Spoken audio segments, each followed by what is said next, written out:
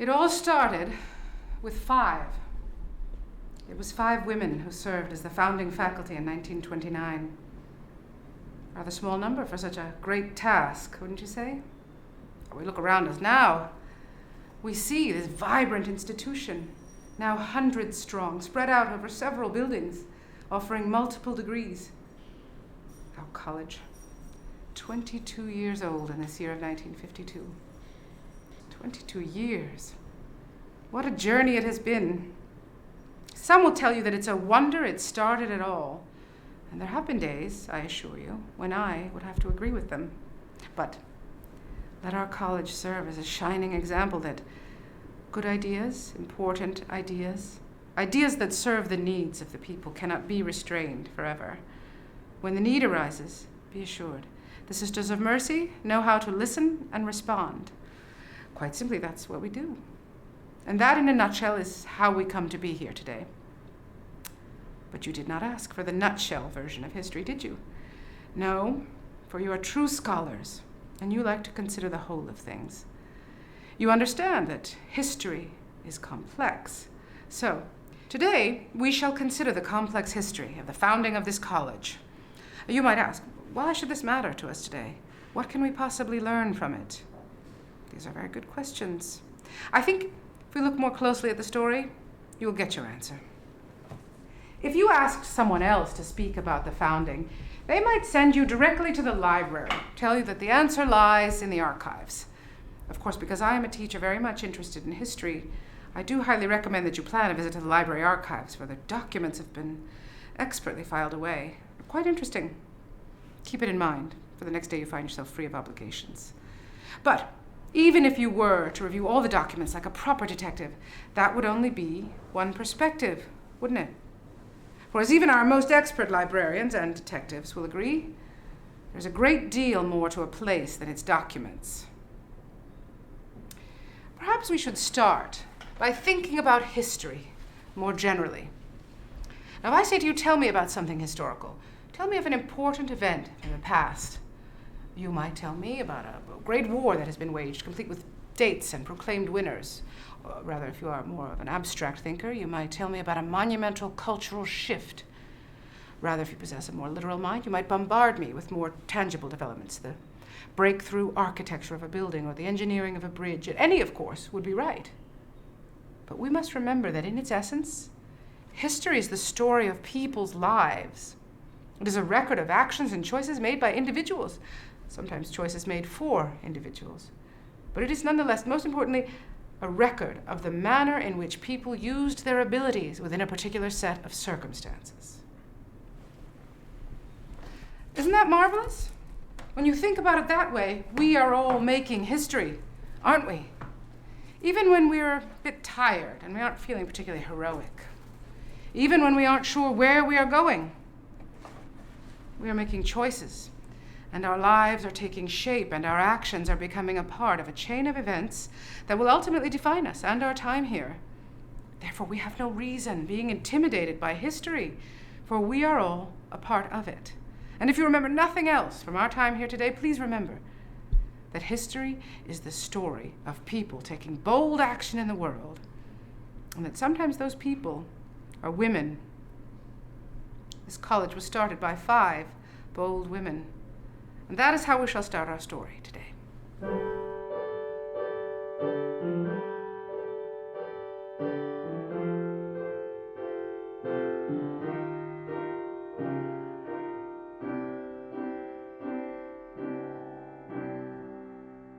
First was Sister Philip Neary McCarthy.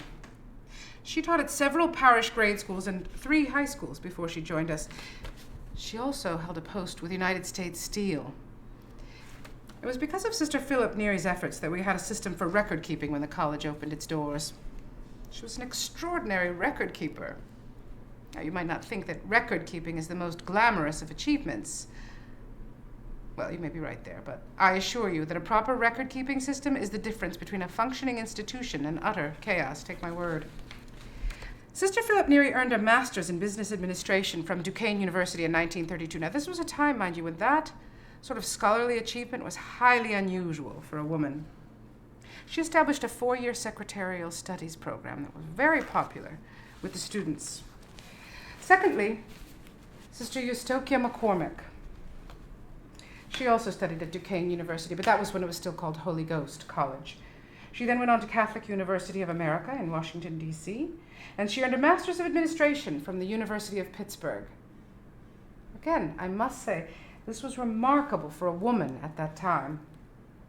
Sister spent time in several French-speaking countries. She was quite the worldly traveler. She was therefore able to teach French as well as English. Sister M. Frances Xavier O'Reilly was our third. Sister operated a night school where she taught mathematics to recent immigrants. Here, she became the first chair of our biology department and was proud to send so many, as she called them, lady medical technologists out into the field. She earned a PhD in chemistry with a minor in biology in 1937 from the University of Michigan. PhD, 1937. This was not a common thing. Which brings us to our 4th founder, Sister Fides Shepperson. For those of you who need a little brushing up on your Latin, Fides means faith. Sister taught on Wiley Avenue in Pittsburgh's Hill District, graduated from Duquesne in 1911. She was the first woman to be awarded a Bachelor of Arts from that institution. She studied at Catholic University for 1 year, and then she transferred to the University of Pittsburgh, where in 1923 she became the first woman to earn a PhD in philosophy. She is honored with a portrait at Duquesne. You could walk down and see it later today, if you wish. Sister taught history at our college, and she brought a remarkable knowledge of classical literature, astronomy, and philosophy to her classes. She was also an avid writer, very much interested in human rights, international peace. She founded the Society of St. Francis to promote world peace through humane education in the schools. I am struck by the number of firsts among them, aren't you? It's an extraordinary amount of scholarly accomplishment at a time when very different expectations were placed on women. In that regard, some things have changed and some have remained the same. Wouldn't you agree? Perhaps you have already accomplished your first. Perhaps you are the first in your family to attend college. If so, well done. We are proud to have you here. Or perhaps you are the first in your circle to discover that you have a talent for the theater. Wonderful. Brava. Or perhaps you are the first in your family to reveal a knack for the sciences. Tremendous. But there are those among us sitting here quietly thinking, I do not have any first. I do not even know if I have any gifts. It can be difficult figuring out who you are, what you can do. But do not fear. Remember, you do not have to be any one thing. You've only just arrived. This is your time. Begin to explore. And if you need help, ask for help. This is a mercy school. The help is here if you ask. Do not fear. Do not hide away. You may not have accomplished a first yet, but I have every confidence that you will make your mark, for you are now connected to this lineage of bold women. You are now a part of the heritage of this place. Visionaries, risk takers. Which brings us to Mother M. Irenaeus Doherty, our first president, who held that position for 18 years, beginning at the beginning, increasing enrollment 600%, overseeing the erection of several new buildings. She will be among the first to tell you that it was not an easy start. There was no path to follow. It required hard work and a great deal of strategy. The entire effort was nearly derailed more than once. I know all this, of course, because I too was there. I am Sister Regis Grace, and I was the first academic dean of this college and had the honor of working with these women. I was serving as the directress of St. Xavier Academy before I received this assignment, and I have served here every year since as the dean. Now you may wonder what it is that a dean actually does. Let me show you. The life of the dean.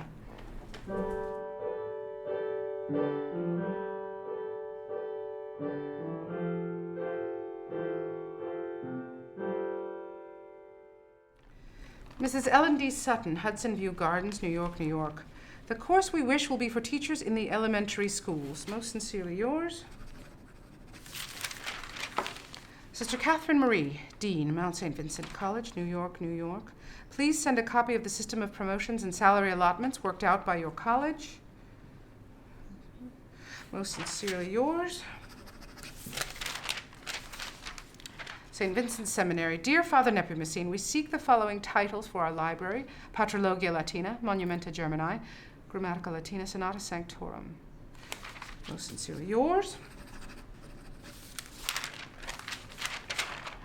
Mr. David C. Mearns, Library of Congress. We shall assume all charges connected with the shipment. Most sincerely yours. The Librarian, Haverford College. Dear Sir, accept my sincere appreciation of your prompt reply to my request. Best regards. Miss Eleanor M. Hickey, East End, Pittsburgh. Preference seems to point to the Barretts of Wimpole Street, so we shall decide on that. Wishing you the best.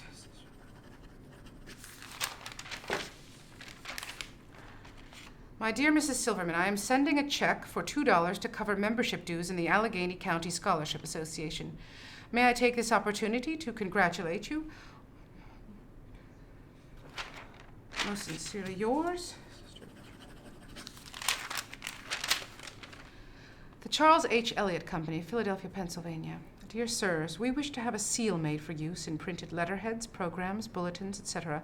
What would be the charge of such a seal? How soon could it be made? Would the effect be superior to the one I enclose?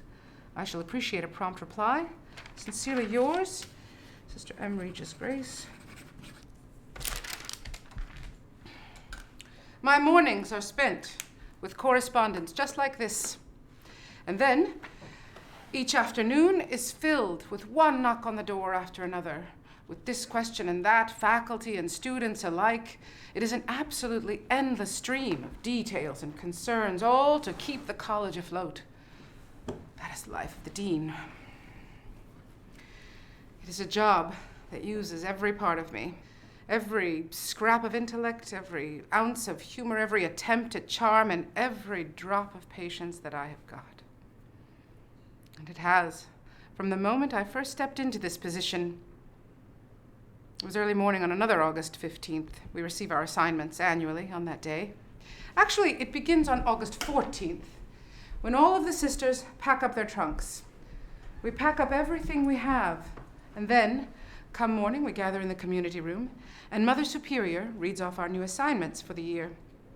If your placement remains the same, it is expected that you will return to your room, unpack your trunk, and begin your day.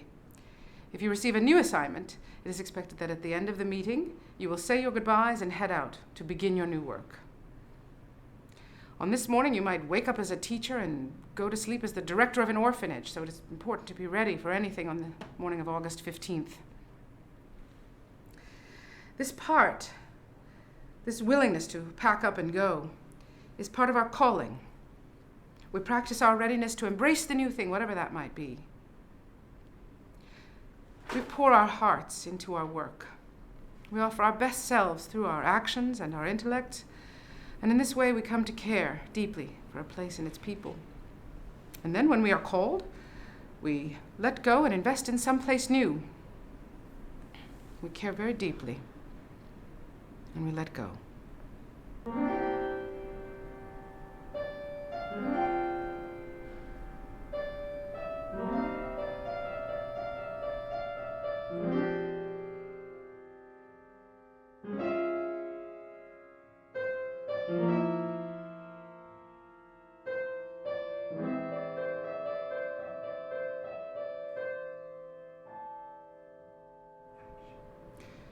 On that morning, 22 years ago, I stood with the other sisters, my trunk at my side, and Mother Superior went down her list.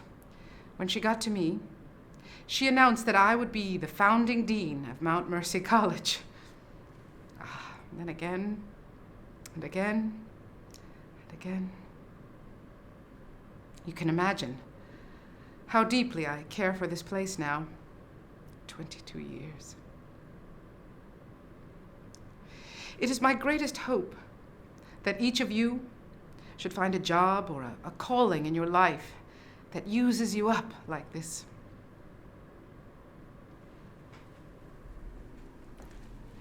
Now here's something I must tell you.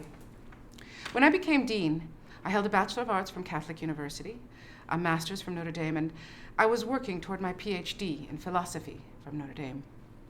However, there was a residency requirement for the PhD studies, and with my duties preparing for the new college, I was unable to be away for any significant amount of time. At that time, Mother Superior intervened and arranged with St. Vincent College that I be permitted to complete my studies with a lighter residency requirement. Now, because of this arrangement, I was able to complete my doctorate, all while getting the college up and running, so that at the end of the 2-year term, I succeeded in acquiring my degree. Now, I tell you this not to boast about myself, not to set myself apart, but for the opposite reason. We can achieve so much more than we think. We limit ourselves with worry, with fear. As women especially, we must honor our scholarship and proudly claim our achievements in order to serve as role models for each other. For very often, it is a matter of not giving up. And that is very much a part of the story of our founding, the story I'm supposed to be telling you. The idea for the college was first suggested in the 1920s. There was a great deal of excitement among the sisters for expanding our ministries with a Catholic college for women. For there was an express need for a Catholic college for women. There was no such thing at the time. Duquesne didn't admit women that weren't religious, and the other schools in town were not religious institutions, and young Catholic women simply didn't go to public college. So there was a great deal of work to be done. I set about studying various educational philosophies and designing a liberal arts curriculum, and Mother Superior, it was Mother Aquinas at the time, contacted our attorney, a Mr. Gillespie, to review our plans and advise. You see, the Sisters of Mercy are organized, like all religious orders, under a charter that provides for certain federal and state financial arrangements, including tax-exempt status. Now, hold on to that idea of the charter. It is important to the story. This financial arrangement allows us to accomplish a great deal of work, which is what we do, with very little money, which is what we have.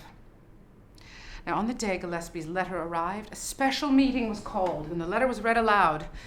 It said clearly, well, you know how lawyers write, they do go on. So it was anything but clear, but the heart of the matter is that he felt if we attempted to start a college under our existing charter, we would be jeopardizing, he said, that's a quote, he said even more strongly, we would be absolutely surrendering our present charter rights and the protection guaranteed by the Constitution of the United States. Now, Mother Superior stood up. Her face was grave. She said, we must now take a vote to ascertain our willingness to jeopardize our charter by starting a college. All those in favor of dropping the idea of the college, please rise. Well, you could have heard a pin drop in that room. It was a wrenching moment. Then one person stood. and then another, and another. I waited. At this point, I was still so captivated by the idea of the college. But as I looked around the room, the other sisters, I knew I would never take any action that would put their livelihood at risk. And with that in mind, I stood too.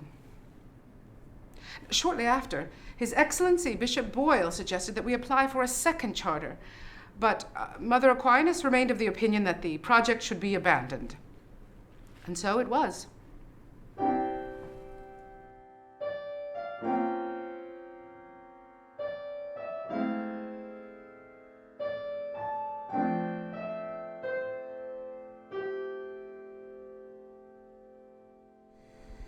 This game requires strategy. It also requires a great deal of imagination. In this game, there are two sides and different pieces. I absolutely love this game. As you may know, each of the pieces can only be moved in particular ways and in its own time. The rules are very specific.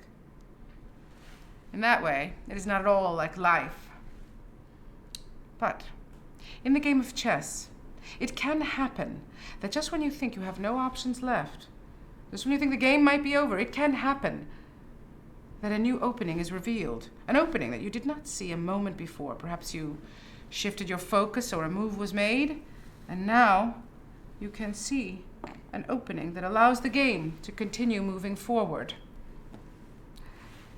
In that way, it is very much like life, the event of unexpected openings. But we must move forward in these moments, proceeding carefully, of course, but we must act if we want to make a difference in the world. When we were first faced with the risk of losing our original charter, we were afraid. This is true. But it didn't take long for our courage to return. One of the reasons for this, I believe, is because we were here, in Pittsburgh. This place is important to our story. You know Pittsburgh, of course. But the Pittsburgh at the time of this story may not be the Pittsburgh with which you are familiar. This is the Pittsburgh of your ancestors, the chief industrial center of the nation, organized around Carnegie's empire of coal and steel, around the global aluminum industry of Alcoa, around Westinghouse Electrical, Gulf Oil. In our neighborhood of Oakland, we sat atop this same high hill, overlooking blast furnaces that lit up the night sky. There were daily deposits of soot on the windowsills that rose up from the factories below. There were waves of immigrants arriving, toiling without rest, hoping for enough stability to raise their children well. We sat on the precipice of the Great Depression, which would bring even more hardship than we could imagine. Throughout the city, there were vibrant communities of good people sharing food, providing health care, housing, and activities for children, and supporting all manner of public works.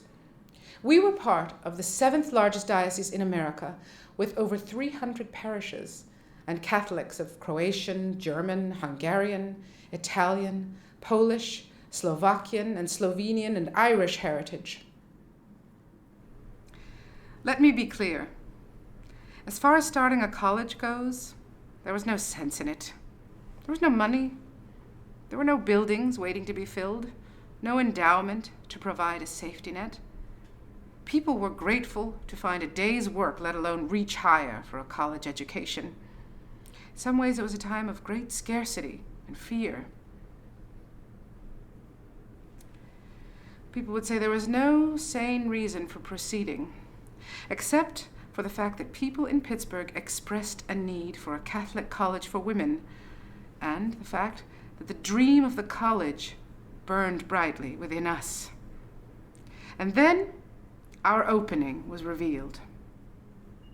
The year after that disheartening letter from our attorney, there was an election in our community, and Mother Irenaeus became the Mother Superior. She was a strong advocate for a college.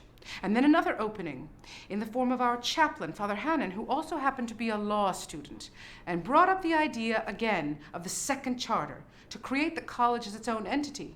And suddenly, all these openings in the form of people with passionate drive and a renewed and growing support. And it seemed that before we even fully realized it, word went out around the city, and Mount Mercy College began accepting students. We opened our doors on Tuesday, September 24th, 1929. We began with a high mass of the Holy Ghost. The sisters were present from the mother house and local houses. There were no proper classrooms, but we managed to fit into side rooms throughout the convent through the generosity of the sisters. And that first year, 31 pupils began their work toward a Bachelor of Arts or a Bachelor of Science degree in household administration. I should add, tuition and fees for the year were set at $214. And with that, we set to work. We were immediately busy with the work of getting the departments up and running and overseeing the students. But as for the tricky business of the charter, there's a bit of a hitch. You see, though we all agreed we should apply for a second charter, we announced the school and accepted students before we actually got approval for the second charter. You could say, in our excitement, we got a bit ahead of ourselves. Now, there was a great deal of legislative restriction around how all this took place and who was responsible, but because you have been such kind listeners, I shall spare you the overwhelming details of it all. What you must know is that we were not permitted by the Commonwealth of Pennsylvania to confer degrees on our own. So we signed an agreement with Duquesne that stated that they had the authority to exercise general supervision over the program at Mount Mercy. This meant that students who moved through our coursework would officially receive their diplomas from Duquesne University. In fact, the first student to complete our Mount Mercy curriculum, she had transferred with some credits. She was able to move through our coursework ahead of the other students, and she received a diploma that read Duquesne University. Well, this was not ideal. This was never our intention. We always wanted to be our own college, but at least we thought the arrangement with Duquesne would allow us to continue with our work. Well, would you believe that within 1 year of that signed agreement, there were elections at Duquesne, and the incoming leadership didn't like the arrangement at all and threatened to pull all support.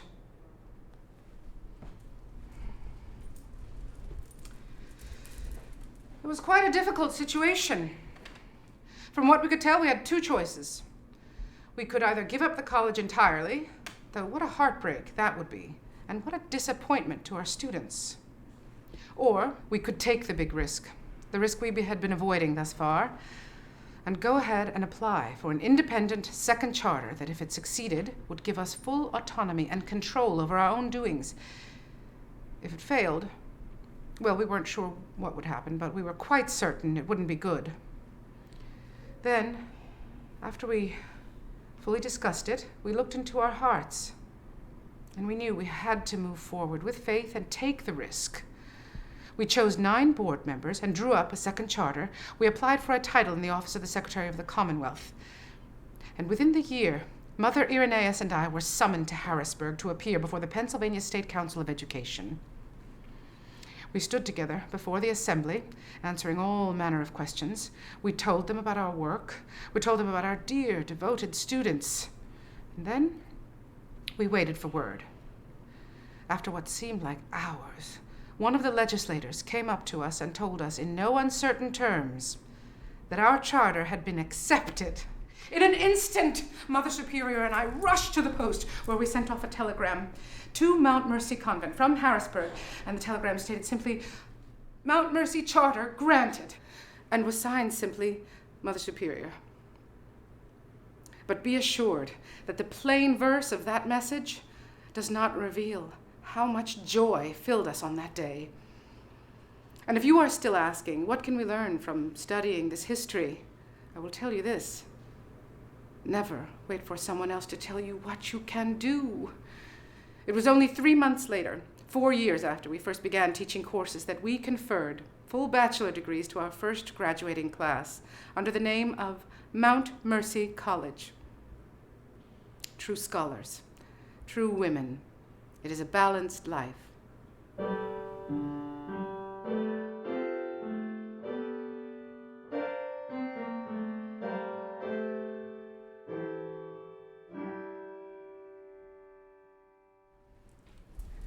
What distinguishes a Mercy education? You feel it as soon as you walk onto the campus. You are not a number, but a person with a name. You come to college because, of course, you would like to earn a living wage through work that satisfies you and keeps your pantry well stocked. But you also desire work that allows you to be of service in the world. This is a mercy student. Take Miss Gearing. A, B, all is going along well enough. And just when I think she's done it, my eyes rest upon a C. Now, it is my practice to meet with each student to discuss her grades. We sit together across from each other at my desk. I want them to know I'm keeping an eye on them. Oh, of course, they look terrified when they first come in, but I assure you I was never trying to scare them. I only wanted to wake them up a bit to the world around them.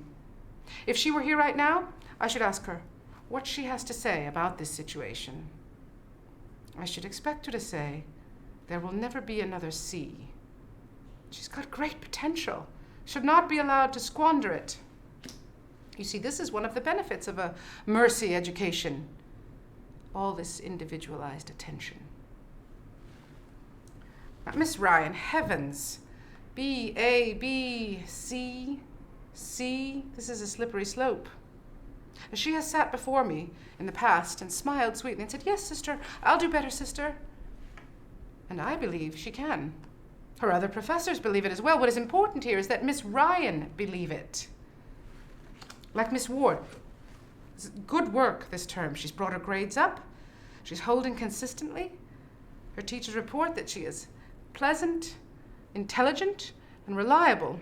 Perhaps she'll join the debate team. She demonstrates self-confidence and a sense of personal direction. She is beginning to believe in herself. These are difficult concepts to teach, for each of us learns in our own way and on our own time.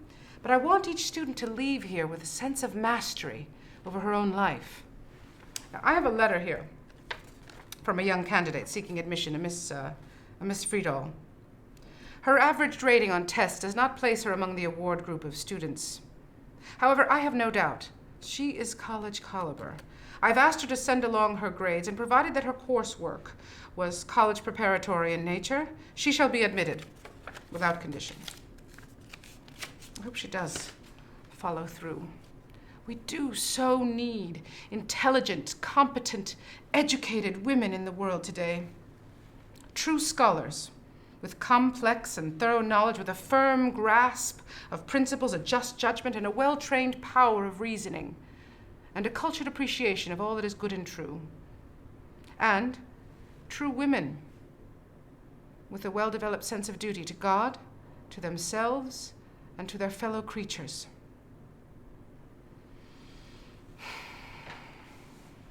And with the ability for real service, whatever be their chosen field of labor.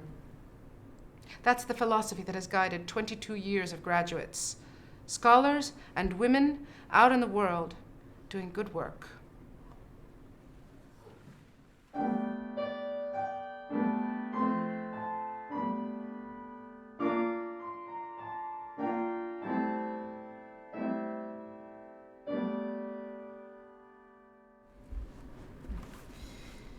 We received a very positive Middle States evaluation this year. There are standards and forms to fill out that are the same across all colleges of our size.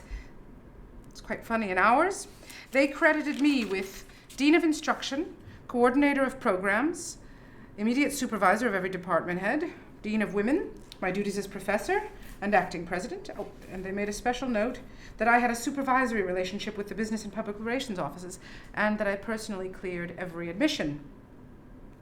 It's quite a lot of titles, isn't it? And I didn't have a secretary. To me, it all felt part of the same whole. Oh, I must post this letter to Dr. DeFerrari. I must not forget this.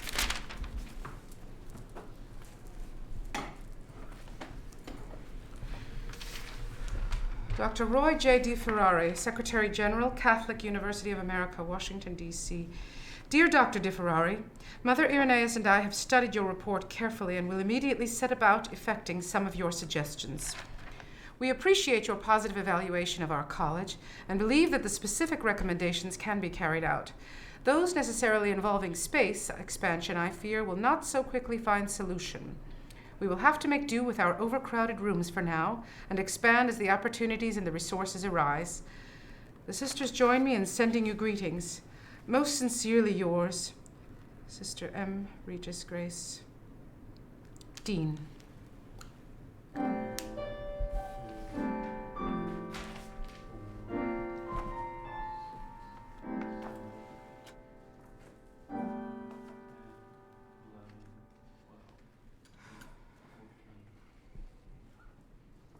There is something that separates us from many others. We who receive a mercy education know that the true purpose of our education is to change the world for the better. That's our shared mission. And of course, the granting and receiving degrees is how we set about doing that good work. I like to remind students at the start of each term that your education is something that can never be taken away from you. It is yours forever. Congratulations. But along with the gifts of an education come responsibilities. Use your intelligence. Continue to value learning throughout your life. Do your best, always.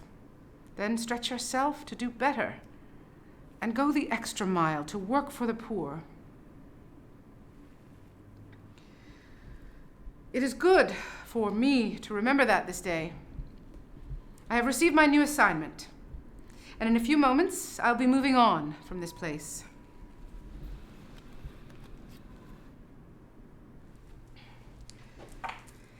This place has taught me to care deeply, perhaps more than anywhere else. I have cared for this college and its people. I have tried to put all the pieces in place as if this entire college were a blessed game of chess. Set them in such a manner as to allow for as many successful moves with as many necessary openings as possible. I'm proud of it, extremely proud. And now I am letting go to make way for the next thing. I cannot tell you how sincerely gratified I am that you are here to pick up the work. For it is you now who must take bold action and make the history of this place. This is your time. Begin to explore. And when you find it, you'll know. And when you do, be sure to use your intelligence to make a difference.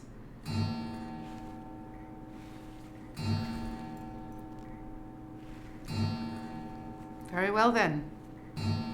It's time to begin.